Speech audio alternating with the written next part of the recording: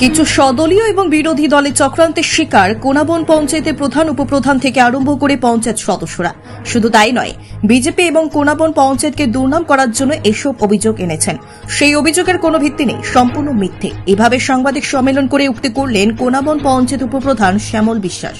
শুক্রবার দুপুরবেলা কোনাবন পঞ্চায়েতে এক সাংবাদিক সম্মেলন করে পঞ্চায়েতের সকল সদস্যদের নিয়ে এই কথাগুলি বলেন।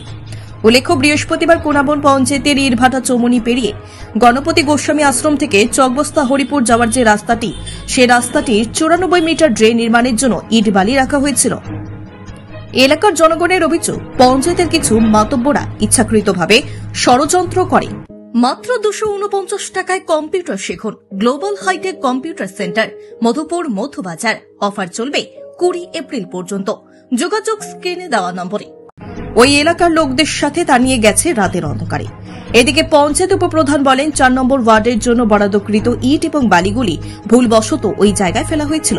পরবর্তী সময় সেখান থেকে নিয়ে এসে 4 নম্বর ওয়ার্ডের 94 মিটার ড্রেনের কাজ করানো হচ্ছে। তিনি বলেন, এভাবে জনগণকে কিংবা পঞ্চায়েতকে হয়রানি করা ঠিক না। আমাদের উন্নয়নমূলক কাজগুলি দেখে অনেকে সহ্য হচ্ছে না, তাই মিথ্যে কথা রটিয়ে দিচ্ছে। তাই তিনি তাদের কাছ থেকে দলীয় কর্মী এবং সমর্থকদের সতর্ক থাকার পরামর্শ দেন। দেখুন, গতকাল যে নিউজটা বেরিয়েছিল, এই নিউজটা সম্পর্কে আমরা পঞ্চায়েত অনেক চিন্তিত ছিলাম যে 4 নম্বরের কাজটা ভুলবশত 5 নম্বর ওয়ার্ডে ইট বালু করেছিল, যে জায়গাতে কাজটা আবার রিটার্ন 4 নম্বর ওয়ার্ডে ইট বালুটি আনা হয়েছে। আনার পরে এখানে 4 নম্বর ওয়ার্ডে আমরা কাজটা করাইতেছি। 5 নম্বর ওয়ার্ডে কোনো এমন স্যাংশন হয়েছে নাই যে আমরা পঞ্চায়েত থেকে রেজুলেশন হয়েছে না। আর এটা কাজটা পুরোটা কাজ হয় 4 নম্বর ওয়ার্ডে। 4 নম্বর ওয়ার্ডে আমার কাছে যে ওয়ার্কারটা আছে, 54 মিটার যে ড্রেনটা, এই ড্রেনের আমার কাছে পুরো ওয়ার্কারটা আছে। এখন এটা কাজ চলছে, পুরা কাজ চলতেছে। আমার ইট বালু কোন জায়গাতে যাই না, সব 4 নম্বর ওয়ার্ডে আছে। না, ওই এলাকার পাবলিক একটা অভিযোগ ছিল না, কাজটা ছিল নাকি ওই জায়গাটা? না, 5 নম্বর ওয়ার্ডে কোনো ওয়ার্কার স্যাংশন হয় না। ইট বালিগুলি রাখা হয়েছিল কেন? ইট বালুগুলি ভুলবশত তারা এখানে ফালানো হয়েছিল, যেটা 4 আর 5 নম্বর ওয়ার্ডে 7 হাতে, এটা একসাথে 5 আর 4 এক ওয়ার্ডের কাছাকাছি।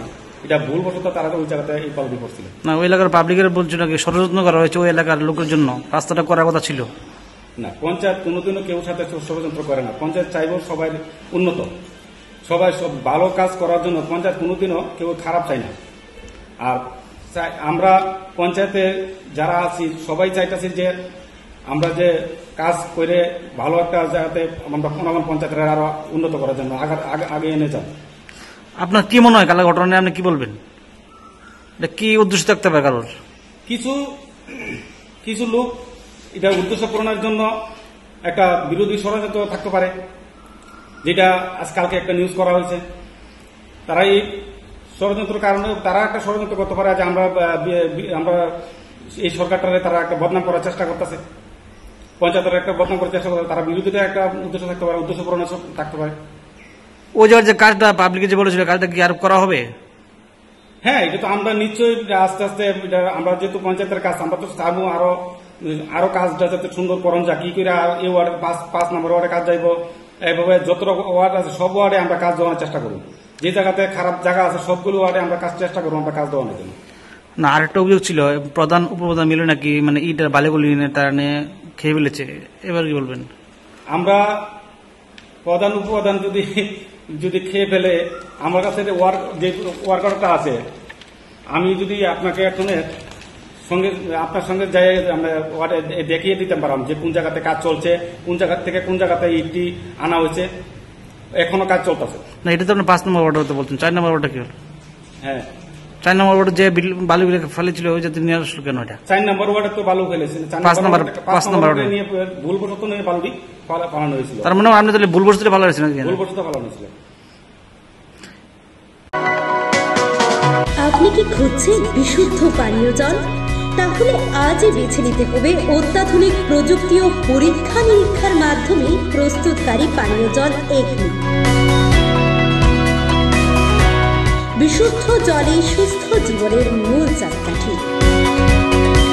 Acme packaged drinking water.